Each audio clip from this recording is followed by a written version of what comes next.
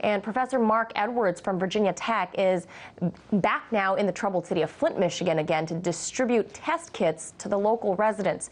His team is that found the lead contamination issue in the city's water system months before it hit national news. But now Michigan's Department of Community Health says local water may also contain other dangerous chemicals.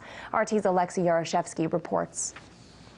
3 plastic bottles packed in carton boxes with an instruction paper, something which would make little sense to an outsider. But these, in fact, are test kits that Virginia Tech scientists are sending out to the city of Flint, Michigan, trying to see whether its lead water problem is anywhere close to being solved. Right now, we are assembling 300 lead kits to do a follow-up study to the one that we did back in August and September, when Flint was actually on Flint River water.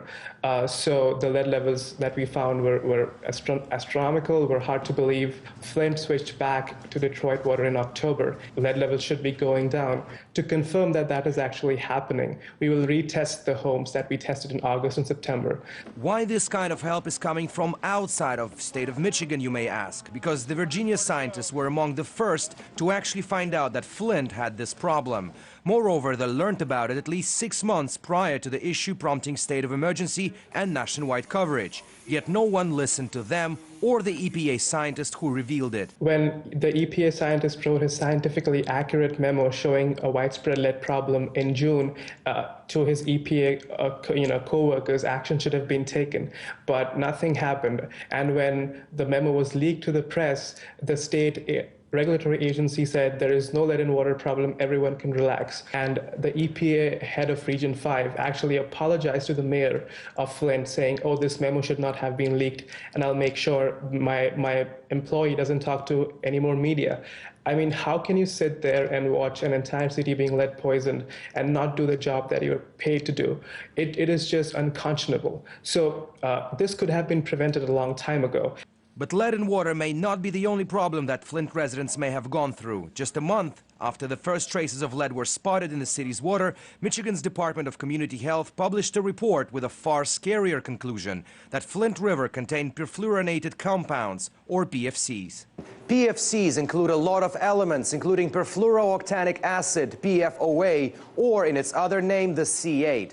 The chemical used in production of Teflon, and according to a toxicology study of a decade ago, may cause a number of fatal diseases, including several types of cancer. The PFOA was among the elements found in Flint River's water too.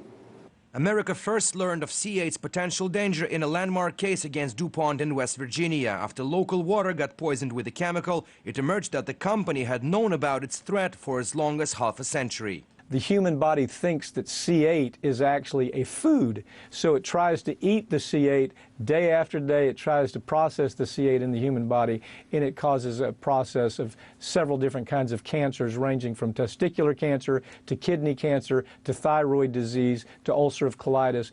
And the ugly thing is, the very ugly thing is, DuPont has known that and knew it for decades. The documents are very clear. The testimony is very clear that DuPont knew 50 years ago that the stuff, the C8, was poison. They knew it would stay in the body for 25 years.